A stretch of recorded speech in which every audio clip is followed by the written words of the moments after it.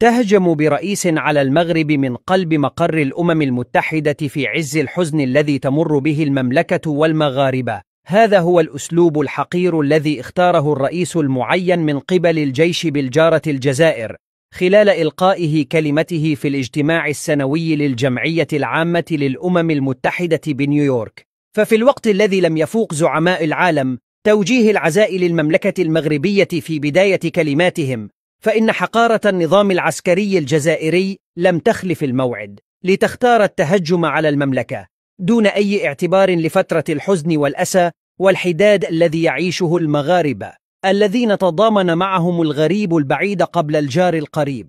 ما صدر عن مهرج النظام العسكري الجزائري لحسن الحظ لم يكن ليتابعه أحد بالقاعة الكبرى للجمعية العامة للأمم المتحدة، حيث غادر كافة زعماء العالم القاعة الرئيسية، بينما كان المهرج تبون يوجه كلمته للكراسي الفارغة كما توضح الصورة، حيث غادر أمراء دول الخليج بشكل جماعي خلال تهجمه على المملكة المغربية، فضلا عن انسحاب كافة رؤساء الدول الأفريقية باستثناء جنوب أفريقيا وعناصر الأمن الخاص بالقاعة الكبرى، ليواصل تبون كلمته في مشهد يثير الشفقة.